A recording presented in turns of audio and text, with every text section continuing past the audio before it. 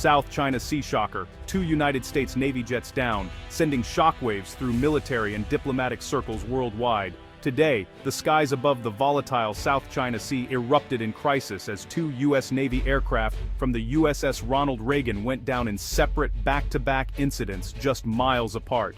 The FA-18 Super Hornet and the EA-18G Growler, cornerstones of American naval aviation and symbols of U.S. power projection, were both lost within minutes, raising immediate alarms. Was this a tragic coincidence, a rare double accident, or could there be something more sinister at play in these contested skies? The Pentagon quickly confirmed both incidents, emphasizing that all 4 crew members were rescued by Navy teams and are now safe, a rare bright spot in an otherwise troubling day. Relief over the crew's safety is real, but it's overshadowed by deepening questions and growing unease among military officials and analysts. How could 2 of the world's most advanced jets fail almost simultaneously, especially in one of the globe's most heavily monitored and contested regions? The crashes occurred in international waters, but in an area China claims as its own, adding a layer of geopolitical tension to the mystery. The USS Ronald Reagan was in the midst of freedom of navigation operations, directly challenging Beijing's sweeping maritime claims and asserting the U.S. commitment to open seas. In this high-stakes environment, even a simple accident can be misinterpreted as a deliberate provocation, risking escalation between superpowers. Tonight, the South China Sea appears calm, the waves gentle, and the skies clear, but beneath the surface, the tension is unmistakable, and the sense of unease lingers. The jets are gone, the crews are safe, but the debris left behind is a stark reminder that the questions and the risks remain unresolved. These incidents highlight the fragility of global peace and the ever-escalating rivalry between the United States and China, where every move is scrutinized and every mishap could have far-reaching consequences. Around the world, newsrooms are on high alert, citizens are glued to their screens, and governments are demanding answers, aware that the stakes could not be higher. What happened over those gray, contested waters may not only determine the fate of future military operations, but could also shape the next chapter in the uneasy relationship between the world's 2 greatest powers. The Pentagon's response was swift: no evidence of hostile action, focus on crew safety, and a full investigation. The official theory? Contaminated fuel, a technical problem with a technical fix. This explanation is convenient, but many remain skeptical. Could bad fuel really bring down 2 different jets minutes apart? The alternative is far more unsettling: electronic or cyber warfare. The EA-18G Growler is America's top electronic attack jet.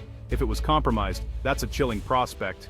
Could an outside force have interfered with their digital systems? Investigators are now combing through fuel supplies and digital data, searching for any sign of sabotage or interference. Officially, it's bad fuel. Unofficially, the fear is a silent, invisible attack. The stakes for what's uncovered couldn't be higher. 30 minutes of chaos. Here's how it unfolded, moment by moment, as the South China Sea became the stage for a dramatic series of events that would send shockwaves through the fleet. At precisely 14:15 local time, an FA-18 Super Hornet, one of the Navy's most advanced fighter jets, suddenly reported catastrophic engine failure. The crew, trained for emergencies, acted fast and ejected safely, their parachutes blooming over the open water. Within minutes, a rescue helicopter was scrambled from the carrier, racing against time to reach the downed aviators as they drifted in the vast expanse of the sea. Shockingly, less than 30 minutes later, disaster struck again. The EA-18G Growler, operating in the same area, lost all power. Its crew, facing a life-or-death decision, also ejected, landing in the choppy waters below. Both aircraft crashed into the sea, leaving behind only wreckage. Thanks to the swift response of rescue teams, all crew members were located, winched from the water, and returned to the carrier within 2 tense hours. The loss of 2 high-value jets in such quick succession is a significant blow to the carrier group, raising immediate concerns and somber moods among the crew. Yet, the safe recovery of all aviators stands as a testament to the Navy's rigorous training, discipline, and the professionalism of everyone involved in the rescue operation. Now, investigators are working around the clock, piecing together the timeline, analyzing flight paths, and reviewing every communication to understand what went wrong. The central question remains: how could 2 different aircraft, both highly maintained, suffer similar fates so close together in both time and location. The 30-minute gap between incidents is a key clue, too close for mere coincidence, yet too far apart for a single mechanical failure to explain both. Every detail from those critical 30 minutes is under intense scrutiny, from black box data to weather conditions and maintenance logs. The Navy is determined to find answers, reassure its crews, and prevent any repeat of such incidents. With tensions already high, the 7th Fleet is on edge, watching every development closely as the investigation unfolds. Around the world, military experts, anxious families, and global leaders wait for the truth behind the chaos, hoping for answers that will bring clarity to this extraordinary sequence of events. Suspicion is quietly turning toward China and the specter of electronic warfare. The South China Sea is Beijing's proving ground for new military capabilities. China's strategy: avoid direct confrontation, exploit digital vulnerabilities. Its artificial islands bristle with radar, jammers, and signals intelligence gear. From these outposts, China can monitor and potentially disrupt military activity.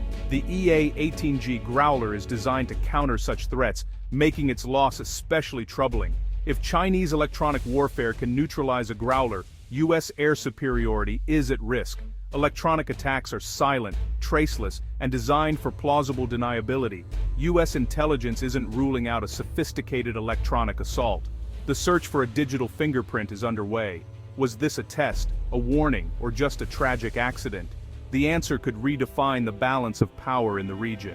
These crashes didn't happen in a vacuum. They're part of a high-stakes superpower rivalry that has been simmering for years, with each side unwilling to back down. The South China Sea is not just a body of water, it is a global trade artery and a flashpoint for territorial disputes, crucial for international shipping and economic stability. China claims almost the entire sea, overlapping with several neighbors and defying international rulings, which has led to heightened tensions and diplomatic standoffs. To enforce its claims, China has built and militarized artificial islands, extending its reach and solidifying its presence in these contested waters. These islands now host runways, ports, and missile systems, unsinkable aircraft carriers that project power and influence across the region. The U.S. insists on freedom of navigation, regularly sending ships and jets to challenge China's claims, asserting its own strategic interests in the region.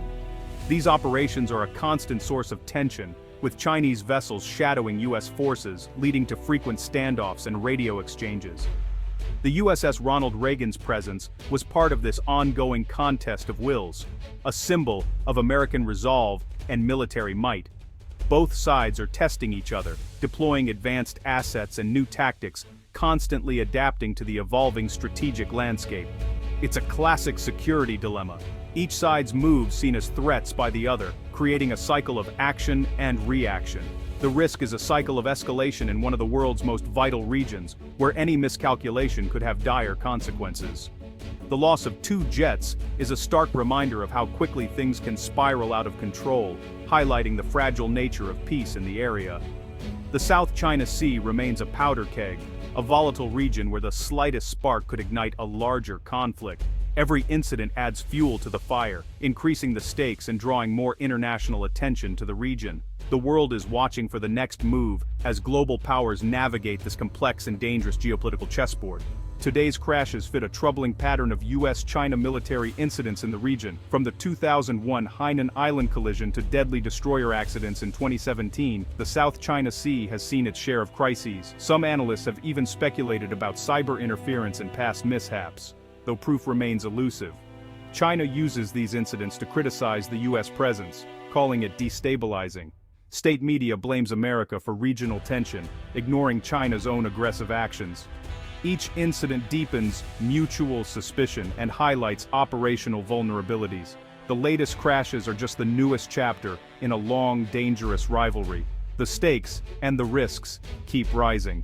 The impact of these crashes extends far beyond the US and China. America's Indo-Pacific allies, Japan, South Korea, the Philippines, Australia, are watching with anxiety. Their security depends on U.S. military credibility. The sight of 2 advanced jets lost raises doubts about the technology underpinning their defense. In response to China's assertiveness, the U.S. and allies have ramped up joint military exercises, signaling unity. European powers are joining freedom of navigation patrols, internationalizing the issue. The investigation's outcome will be scrutinized in capitals from Tokyo to Canberra. If this was an accident, protocols can be improved. If it was an attack, the entire regional balance could shift overnight. Trust in American power is on the line. This is about more than 2 lost jets, it's a test of American resolve. For decades, U.S. military power has underpinned Indo-Pacific stability. Now, that dominance is being questioned. Freedom of navigation is at stake. If the U.S. backs down, it's a strategic defeat. The White House has called for a full investigation and reaffirmed its commitment to allies. But words aren't enough. The U.S. must show it won't be pushed out. Expect a continued, perhaps increased naval presence in the region. It's a delicate balance. Show strength without triggering a crisis. The loss of credibility would be catastrophic. The world is watching to see if American resolve will hold. We end where we began, with a troubling question. Was this a freak accident, or the dawn of a new kind of warfare? If it was an attack, it was calculated to send a message without crossing the line into open conflict. The ambiguity creates maximum uncertainty, and forces the U.S. to question its own technological edge. This is hybrid warfare, operating in the gray zone between peace and war. The families of the rescued crews are relieved, but leaders in Washington and Beijing are anything but. The investigation's answer, malfunction, or message will shape the next chapter of this superpower rivalry. The world holds its breath as the search for truth continues.